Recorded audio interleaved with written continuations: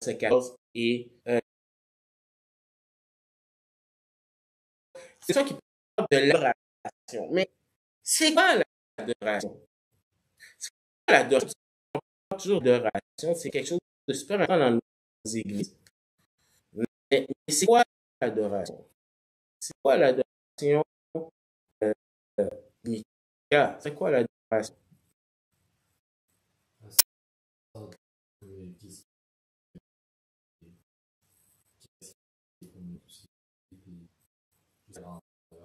Donc, une façon de s'exprimer. Oui, donc, on est dans deux les réactions qu'on doit faire. Et c'est vraiment une réponse à la révélation de Dieu, une réponse à qui est Dieu. La Bible t'indique que Dieu qu'on devrait faire, c'est comment on réagit par rapport à cette révélation de Dieu. Et il y a vraiment un modèle de montre comment adorer. Et au ciel, ben, ça joue un super important adoration. On a qu'est-ce qui se passe au ciel. Qu'est-ce qui nous est présenté ici? C'est vraiment un accent sur les gens qui sont genoux, prosternent, c'est un thème qui est récurrent. Et des fois, quand les gens à l'Apocalypse sont plus intéressés à la spéculation, à l'avenir, qu'est-ce qui va se passer, il manque d'éléments super importants qui est l'adorer. Parce que si on croyance, si on a mis notre confiance en Jésus, c'est ce qu'on va. En tout cas, ce qui décide de s'allier une nouvelle terre, ben, on va adorer aussi terre, mais aussi ciel, une image d'une des choses à faire, c'est d'adorer. Alors, c'est quoi la révélation de Dieu qui les amène à adorer? C'est ça qu'on va voir, c'est quoi? Bien, le verset dit, et il vint voir le livre de Saint On avait expliqué que si on parle de livre, c'est vraiment un rouleau. Et on avait parlé, euh, ce rouleau-là contient 7 sceaux et personne n'était digne de pouvoir le prendre. Et si personne peut le prendre, bien, le résultat, c'est que le mal va toujours exister, il y aura toujours la souffrance, il y aura toujours la mort. Donc, c'est vraiment quelque chose de pessimiste. Et Pierre, pas Pierre, mais Jean a pleuré, puis le texte dit qu'il a pleuré beaucoup, jusqu'à ce qu'un des anciens lui dit, non, non, non, regarde, Jésus, même s'il ne mentionne pas le nom de Jésus, mais c'est des termes qui sont associés à Jésus, le lion de Juda, l'agneau, bien lui est digne de le prendre. Alors, il y a 7 sceaux et c'est super important parce que c'est là que officiellement tu vois que les choses vont changer. Donc, si on revient dans Daniel, chapitre 7, verset 13, on voit vraiment cet événement que Daniel a vu. Donc, Jean, lui, dans sa vision, il a vu la même chose que Daniel, mais peut-être avec d'autres infos.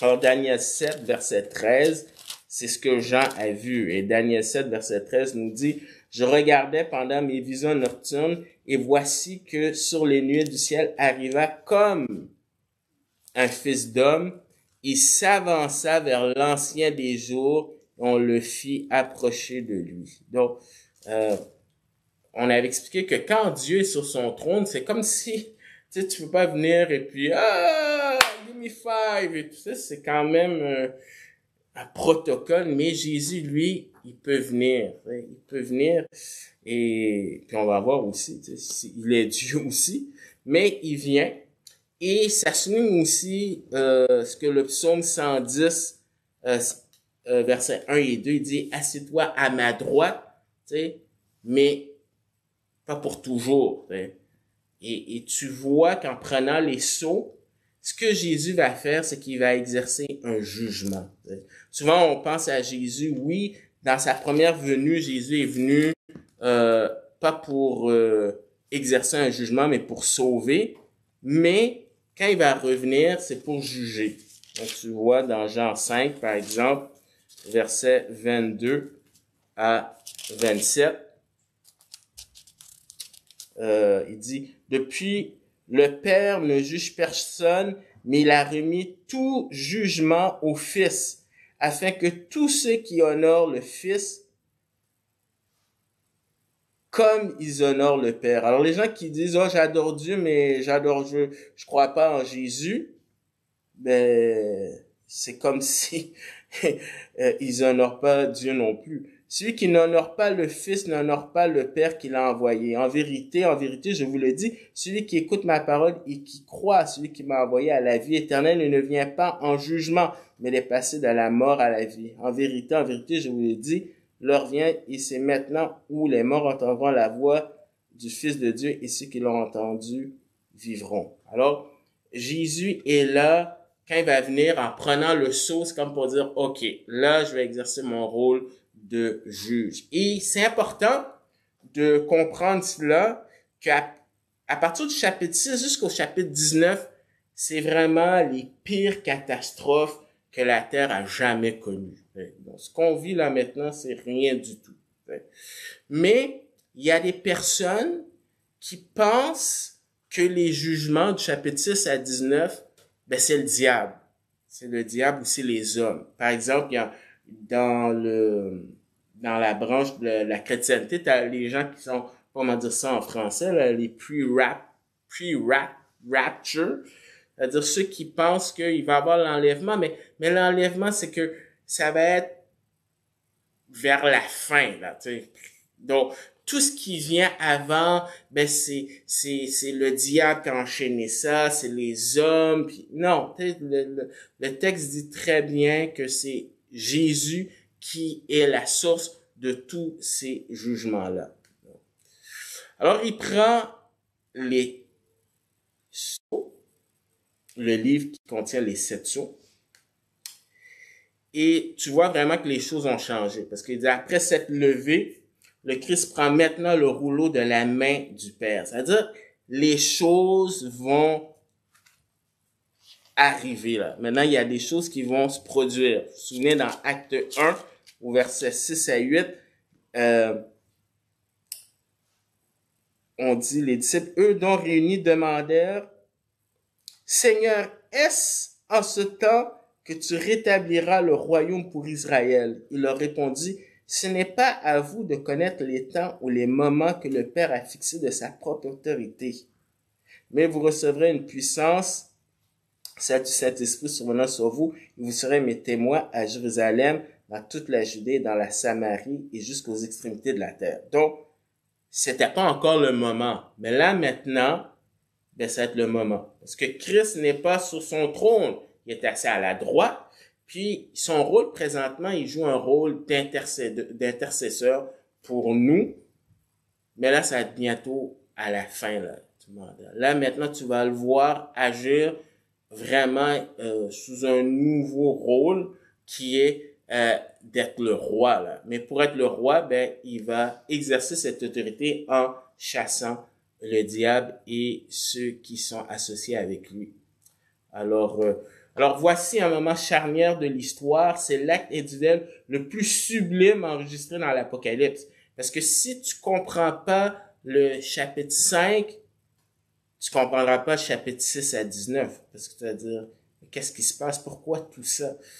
Et c'est peut-être l'acte le plus important après la résurrection.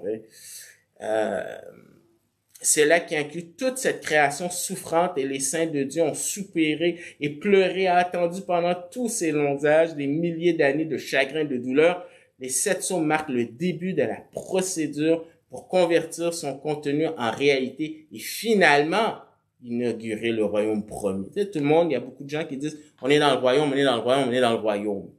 Mais non, tu sais, on l'est pas parce que Satan est le prince de ce monde, même dans les épîtres, les Paul en parle. Mais là, maintenant, les choses vont changer. Donc, On peut pas le bâtir non plus. et on peut pas le bâtir non plus. Mais ça a l'air tout simple, il prend, mais ça a toute une signification. Et les gens dans le ciel le comprennent. T'sais. Alors, je répète un peu la même chose. Après des siècles de morts, de meurtres, de maladies, de péchés, tandis d'innombrables ossements s'entassaient sur la terre en dessous, Dieu a attendu patiemment que tous ceux qui viendraient lui répondent. Toujours la grâce avant le jugement. Même depuis la croix où le prix du péché entier a été entièrement payé, la justice s'est endormie à cause de la grâce. Ou du moins, Dieu n'a pas appliqué sa justice. Donc, tous les gens qui disent, oh ouais, mais s'il y a de l'injustice, si Dieu est juste, ben, pourquoi il intervient pas? Ben, parce que s'il interviendrait, tu serais peut-être probablement la première personne à être décédée. Disparu déjà.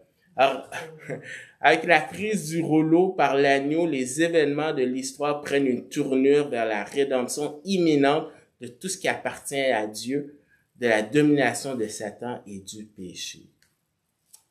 Alors, une fois que l'agneau se lève de la main droite du Père pour prendre le rouleau, les dés sont jetés et le programme menant à la rédemption de l'ordre créé se déroule maintenant en succession rapide. Je dis rapide parce que dans le livre de Daniel, vous vous souvenez dans Daniel 2, quand la pierre vient, ça se fait rapidement, là, t'sais. Et les autres royaumes sont venus assez rapidement. Les Perses et les Mèdes, la même journée, ils ont eu, t'sais. Tandis que les gens qui disent, oui, on est dans le royaume, on est en train de bâtir, là, c'est comme, ça fait 2000 ans. Non, si c'est vrai que le royaume, on est dans le royaume, puis on est en train de construire le royaume, ça va à l'encontre de Daniel chapitre 2 où est-ce que les royaumes sont venus puis se sont faits rapidement.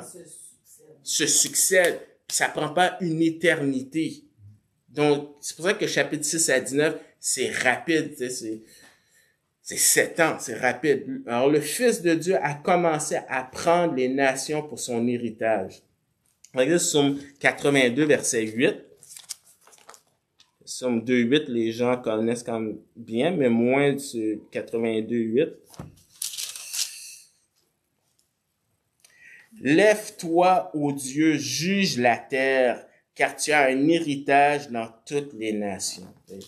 Donc, on avait donné l'exemple de propriété, là, c'est comme, hey, c'est ma maison, là, c'est comme, ça suffit, là, comme les gens diraient, les Québécois, dehors!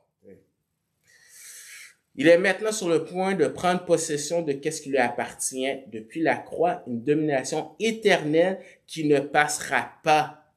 Le seul royaume qui ne sera pas détruit. Dans Daniel 7. Lorsque le dernier sceau aura été desserré, déclenchant les jugements de la trompette et de la coupe, il sera dit, les royaumes de ce monde sont devenus les royaumes de notre Seigneur et de son Christ. Il régnera pour toujours et à jamais. Maintenant, si ton approche est pas futuriste, tu vas dire, ben c'est déjà accompli, mais c'est parce que c'est juste l'histoire qui se répète. Tandis que 6 à 19, même si c'est des événements futurs, 6 à 19 est pas de façon chaque chapitre de façon chronologique. C'est un peu comme un DVD. Tu sais, des fois, tu regardes un DVD, tu fais pause, puis tu vas avoir des informations sur un personnage. Hein. Là, il y a comme des infos. Ah, ok. Là, tu repèses encore sur le bouton pour continuer. Donc, des fois, il y a des parenthèses qui sont dans l'Apocalypse, 6 à 19, mais c'est des parenthèses pour t'expliquer qu'est-ce qui se passe pour ensuite poursuivre. C'est pas, oh, c'est un cycle puis on repart à zéro. Non, c'est pas ça. Donc tu vois que ce royaume-là est à venir. Et ceci marque le début de la fin des gémissements. Parce que depuis que Adam a péché, ben, toute la nature souffre. Mais, même si c'est un incident qui semble être pas connu sur Terre, parce que il prend le seau, il prend le livre, puis sur Terre, ce serait comme, il y a rien qui se passe. Mais rappelez-vous, c'est pas comme Las Vegas. Qu'est-ce qui se passe au ciel a des répercussions sur la terre. Et à un moment donné, je sais plus si je sais plus trop c'est quel saut où est-ce que les gens, ils savent que ça vient de Dieu, là. Ouais, je sais plus trop c'est quel, là, mais à un moment donné, c'est clair. Ah, c'est clair, là, ils savent que c'est Dieu, là. Je pense que c'est le chapitre 6, le verset, le sixième sceau. Chapitre 6, verset 12. Je regardais quand il ouvrit le sixième sceau, il dit un grand tremblement de terre, le soleil devint noir comme un sac de crin, la lune entière devint comme du sang, et les étoiles tombèrent sur la terre comme lorsqu'un figuier secoué par un grand vent laisse tomber ses figues. Le ciel se retira tel un livre qu'on roule, et toutes les montagnes, et ils furent écartés de leur place. Les rois de la terre, les grands, les chefs militaires, les riches, les puissants, tous les esclaves et les hommes libres se cachèrent devant les cavernes et les rochers des montagnes, et ils disaient aux montagnes et aux rochers, tombez sur nous, cachez-nous loin de la face de celui qui est assis sur le trône et de la colère de l'agneau. Car le jour, le grand jour, le jour de l'Éternel, de leur colère est venu, et qui pourrait subsister? Donc, à un moment donné, les gens vont savoir. Ce sera pas, oh, je pense que c'est telle théorie. Ils vont savoir que ça vient de Dieu. Et pourtant, il y aura pas de réchauffement climatique clair. Non. Mais pourtant, il y en a qui vont pas se convertir. Donc, c'est juste pour montrer que c'est un événement qui se passe, il prend le rouleau, tout est calme, mais ça va amener... T'en fais pas, les gens sur Terre vont voir qu'est-ce qui va arriver, là. Ils vont s'apercevoir. Alors, t'as les sceaux. Alors, le cheval blanc qui est vraiment une fausse paix. T'as le cheval rouge, la guerre, le cheval noir, famine, la mort, martyr, perturbation cosmique. Alors, souvent, les gens, alors, on fait pas l'apocalypse, mais il y a, encore une fois, comme j'ai dit, si ton approche est pas une approche futuriste, ben, les gens vont dire, oh, mais c'est juste des événements qui se déroulent depuis toujours. Il y a toujours eu la guerre, il y a toujours eu des famines, il y a toujours eu la mort, donc il faut pas paniquer. Mais c'est des événements qui en aura, je veux dire, ça se compare pas, là, t'sais. Alors, par la suite, j'ai pris cette version-là, c'est pas la meilleure, mais je voulais juste... Lorsqu'il eut pris le livre, les quatre animaux, mais c'est les 4 êtres vivants, et les 24 anciens tombèrent sur leur face devant l'agneau. Alors, dès qu'ils voient qu'est-ce qui se passe, là, ils catchent. À la lueur de qu'est-ce qui se passe, ils ont compris. Donc, ils se mettent à adorer. Pourquoi, Lisa, pourquoi tout d'un coup les gens commenceraient à adorer parce que Jésus prend un rouleau? Qu'est-ce qui fait? Pourquoi les gens tout d'un coup se mettent à adorer parce que tout ce que Jésus a fait, c'est de prendre le rouleau de Dieu le Père? Parce qu'ils savent que sa colère va se manifester. Je sais pas. Ok. Mika, Il prend ça pour le roi. pourquoi? Là, c'est comme il s'établit comme roi pour de bon puis comme juge. Donc, tu vois que il y a, c'est ça, il y a vraiment, les choses vont changer. Il y a vraiment une transition, puis ils sont comme wow, puis enfin, puis tu sais, donc ils sont contents. C'est comme spontané. C'est un peu, ben un peu, oui.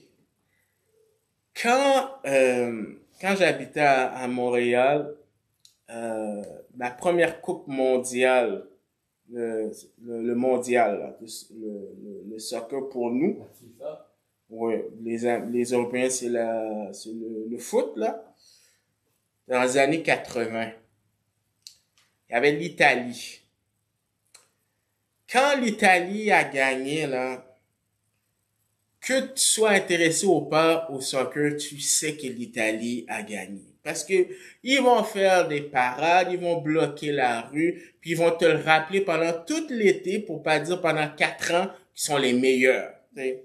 Donc, tout le monde, il y a comme une réaction spontanée, là. J'imagine, si tu regardes des matchs, que ce soit le hockey ou le football, là, puis waouh, on gagne, là, il y a la réaction, ben, les gens, tu vois au ciel, ben, les gens adorent.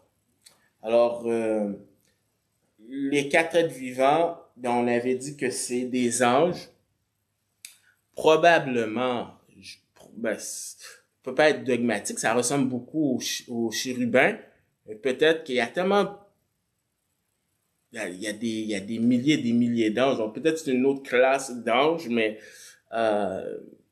tu vois qu'ils se mettent à adorer. T'as les anciens qui est les croyants de l'Église. Et qu'est-ce qu'ils font? C'est qu'ils ont chacune une harpe et des coupes d'or pleines de parfums qui sont la prière des saints. Donc, c'est pas la première fois que tu as le mot harpe dans la Bible, surtout dans l'Apocalypse. Tu as Apocalypse 14, versets 2 et 15, 2, qui te mentionne cela. J'ai entendu du ciel une voix comme la voix de grandes eaux, comme le bruit d'un fort coup de tonnerre, et le son que j'ai entendu était comme celui de joueurs de harpe jouant de la harpe. Alors, on était aussi dans 15.2. Donc, probablement, c'est cette image que les gens ont du ciel. Qu'est-ce qu'ils pensent que le ciel, ça va être? Parce que le ciel, ça va être plat. Ça va être plat parce que les dessins que tu as, c'est cling, sur un nuage, cling, pendant 10 milliards d'années, cling, cling, et plus. Donc, excusez, mais c'est ça, c'est plat. C'est vraiment, là, c'est comme, c'est ça ton image du ciel. Je suis pas intéressé par ça. Mais il faut comprendre qu'est-ce que ça implique. Normalement, la harpe, c'était des temps de célébration. Donc, c'est un peu comme, tu sais, j'imagine, il y a des instruments de musique, là, que tu peux pas rester neutre, là. Il y a des instruments que tout d'un coup, là, ton pied commence à... C'est pas les harpes. C'est pas les harpes qu'on connaît. Non, Ouais, c'est pas les c'est grosses vrai. arbres de C'est pas musique. cling, cling, Ben, cling, ça cling. dépend quelle pièce que les harpes jouent. Ouais, ça Ben, dépend. ce qu'il faut faire, c'est qu'il faut aller voir, Comme ça, là. on va aller voir son utilisation dans l'Ancien Testament. Alors, Il dansait puis je chantais avec la harpe. d'abord, les Lévites utilisaient des harpes dans le cadre de leur service sacerdotal au service de Dieu, dont tu as des exemples, tout comme le psalmiste. Alors, on a David. Il y a une chanson qui dit, je sais pas si vous connaissez la chanson, quand l'Esprit de Dieu habite en moi, je danse comme David. Okay. Et David et tout Israël s'égayaient devant Dieu de toute leur force. Donc, c'est pas juste un petit peu, là. C'est le party, gros P majuscule. Avec des cantiques et des harpes et des luttes et des tambourins, des cymbales et des trompettes. Donc, selon la Bible, c'est correct de pouvoir avoir des instruments et c'est correct de chanter De toute notre force. de toute notre force. Imagine, on va pouvoir avoir des belles voix en chantant toujours fort. Alors, je sais pas si on va avoir dans notre corps glorifié, s'il va falloir ceux qui n'ont pas appris des cours comme moi, là, ça va être plus difficile que les picards, mais quoi qu'il en soit, ça va être permis. Donc, c'est le fun. Nous, on va chanter juste. Ouais, moi, je pense que oui. Psaume 33, verset 2. Célébrez l'Éternel avec la harpe, chantez ses louanges sur le luth à 10 cordes. Le psaume 71, verset 22. Aussi, mon Dieu, je te célébrerai avec le luth. Je louerai ta vérité. Je chanterai tes louanges avec la harpe au sein d'Israël. Donc, ça c'est pas associé avec quelque chose de plat. Là. C'est vraiment ça l'idée. Donc, c'est vraiment, ça va être un moment de célébration. Parce que il y a une transition, Dieu va finalement agir et puis de façon spontanée, c'est la fête. Hein. C'est la fête. Donc, c'est pas... Si David, là, il jouait de toutes ses forces, moi, je pense pas qu'on va faire... C'est comme... Non. Ça... Tu veux une assurance touriste. En fait, mais ça va être vraiment plaisant. Est-ce que tu jouais plus comme une guitare, genre harpezo dans le temps? Ouais. Ouais. C'est plus comme une guitare. Alors, je voulais aussi mentionner quelque chose au verset 8.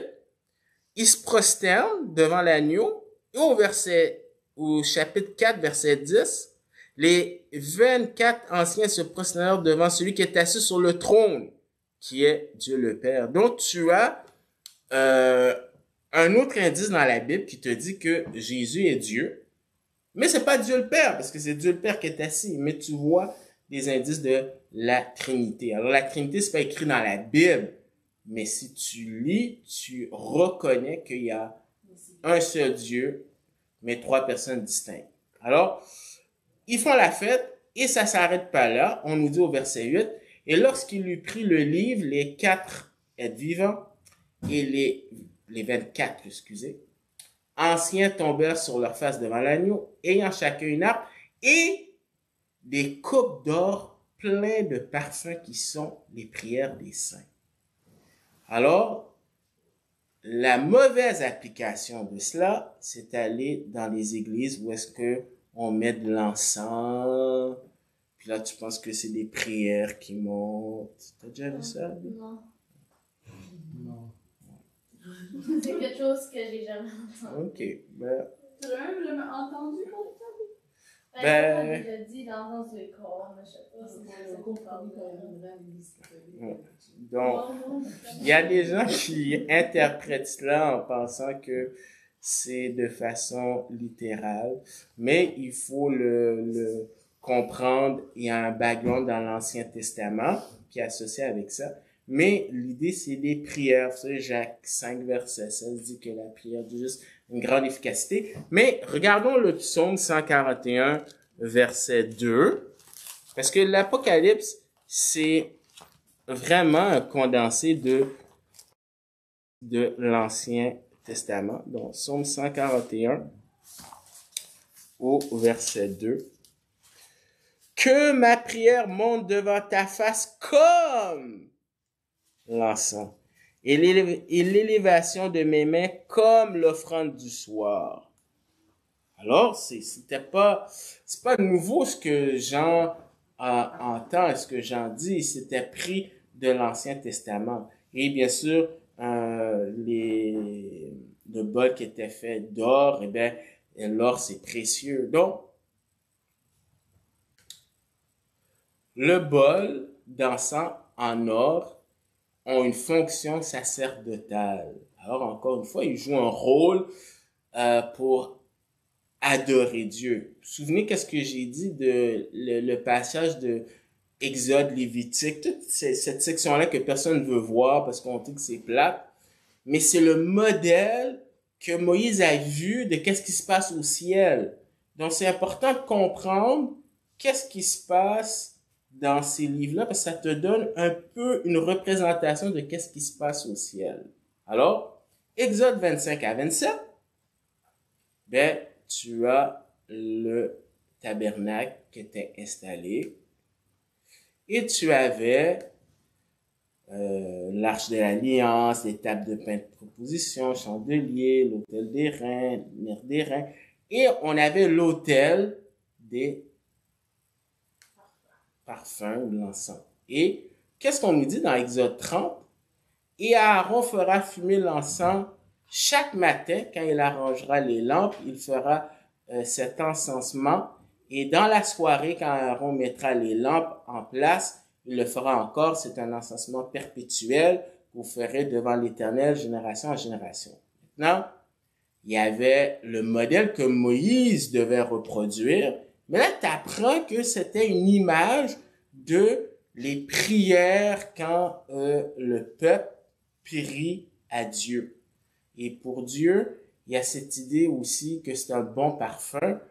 Pas, oui, au niveau spirituel, il y avait une image symbolique, mais aussi, et je suis sûr Abby va me comprendre, tu fais un bon barbecue, là, ça sent bon. Ça sent bon. Peut-être moins pour d'autres personnes, mais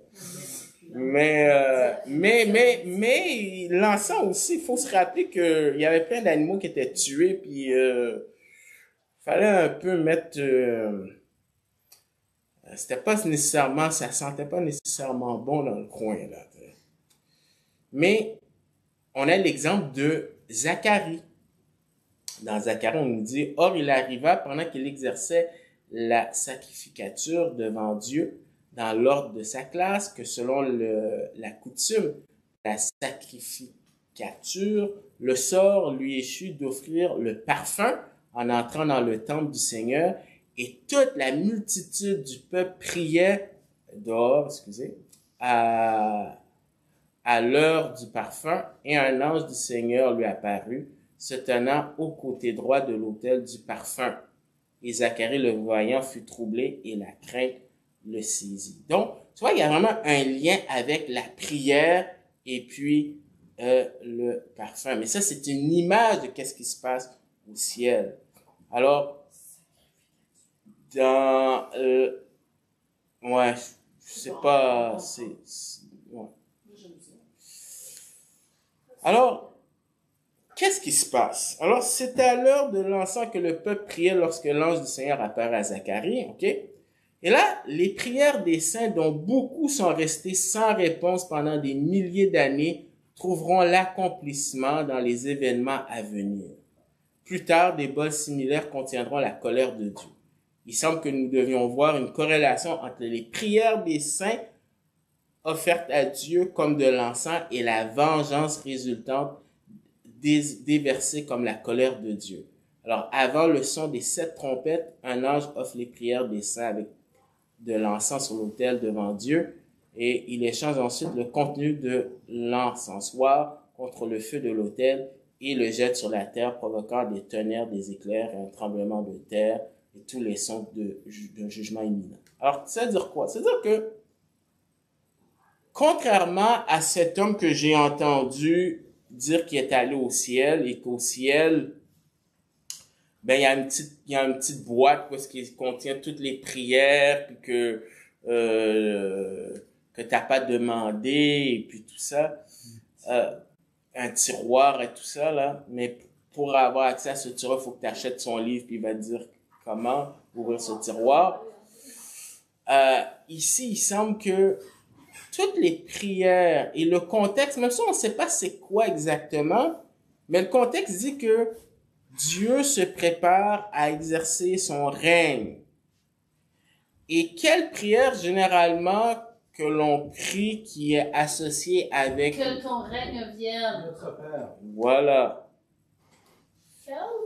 Tu vas voir, c'est de notre Père. Alors, on l'avait vu ça, le psaume 141. Alors, les cris continuels des élus de Dieu à travers l'histoire sont comme le parfum de l'encens qui monte vers Dieu.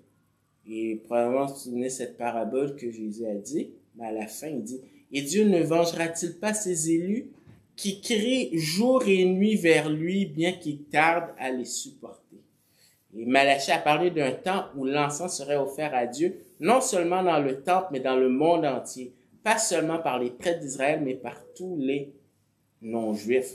Cette offrande représente la prière mondiale qui s'élève encore maintenant des saints comme un mémorial à son trône. Alors ici, Matthieu 6, les prières des saints ont-elles provoqué cette scène? Notre Seigneur aurait-il ordonné à ses disciples de prier que ton règne vienne, que ta volonté soit faite comme au ciel, ainsi sur la terre. C'est cette prière-là, dans Matthieu 6. Donc, quand on demande que ton règne vienne, c'est parce qu'il n'est pas encore venu. Alors, les prières des saints n'ont-elles pas été un facteur vital? Alors, même si Dieu est souverain, il demande la responsabilité aux êtres humains aussi de demander. Et ces prières, bien sûr, sont accomplies parce que Christ est ressuscité. Je vais juste peut-être terminer avec cette section-là, une partie, verset 9. Or, il dit, « Et il chantait un cantique nouveau, en disant, tu es digne de recevoir le livre et d'en ouvrir les sceaux, car tu as été immolé et tu as racheté pour Dieu par ton sang des hommes de toute tribu, de toute langue, de tout peuple et de toute nation. » Alors, un cantique nouveau. Alors, il y a des chants au ciel. Okay? Donc, c'est permis de chanter. Alors, nouveau, kenen, c'est-à-dire, c'est la qualité, le contenu, mais c'est aussi quelque chose de récent. C'est-à-dire que au chapitre 5, ils adoraient, puis là, au chapitre 4, puis là, au chapitre 5, ben, ils font quelque chose de nouveau. Okay? Alors, souvent, c'était associé avec les actes de délivrance que Dieu faisait, des actes de rédemption. Par exemple, dans Ésaïe 42, verset 10,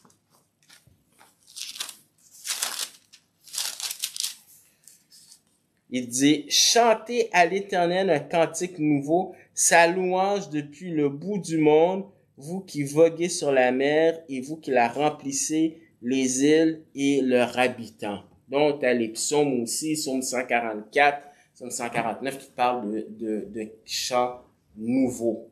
Et au chapitre 4, l'adoration était pour le Dieu créateur. Au chapitre 5, c'est pour la rédemption. Alors, le nouvel aspect de la chanson peut être un culte motivé par l'ouverture imminente du rouleau qui pendant plusieurs années est resté intact. Alors, les paroles de ce cantique enregistrent l'unique initiation par l'agneau des événements qui conduisent rapidement à l'apogée de l'histoire et à l'établissement de son royaume. Alors, finalement, quand tu chantes, faut que tu puisses savoir pourquoi tu chantes.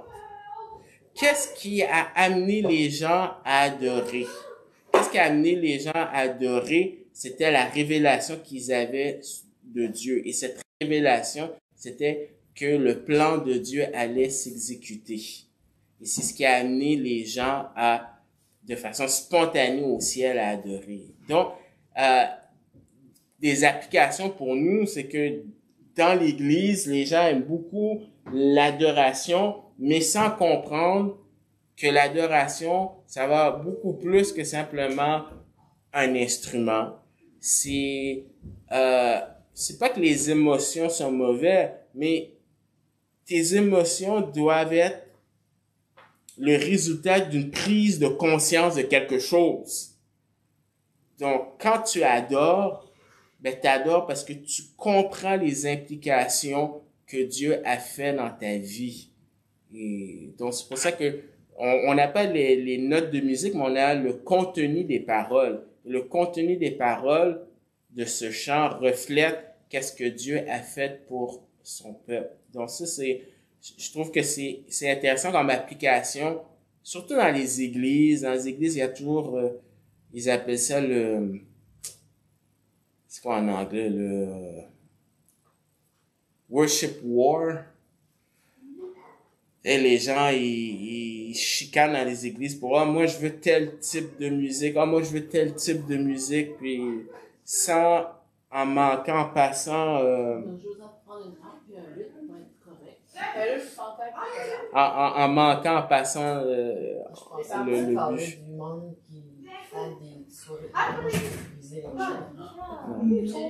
Ou encore, il y a des fois l'adoration des gens qui chantent le même cantique 56 fois, puis c'est comme en transe, puis ça. ça ne reflète pas ce qu'il y a au ciel. Donc, peut-être comme leçon, vaut mieux apprendre à bien adorer maintenant, parce que c'est ce qu'on va faire, en tout cas en partie, au ciel. Donc, je termine. Donc, je vais finir avec la prière. Seigneur, merci pour tout ce que tu nous révèles. Tu nous révèles qu'est-ce que c'est que l'adoration, la réponse à la révélation de qu'est-ce que tu as fait pour nous. Et ça devrait nous amener à, de façon naturelle, spontanée, te rendre des actions de grâce, des paroles de louange. Et merci pour cela. Permet qu'on puisse cultiver l'adoration dans nos vies. Et même quand les choses vont mal, parce que quand on sait qu'est-ce qui va arriver, bien ça devrait nous aider à passer par-dessus les mauvais jours et les situations difficiles que l'on vit. Donc merci pour cet encouragement et permet qu'on puisse, comme ton fils l'a dit, le Père recherche des adorateurs en esprit et en vérité. Je te demande ces choses-là dans le nom de ton fils Jésus. Amen.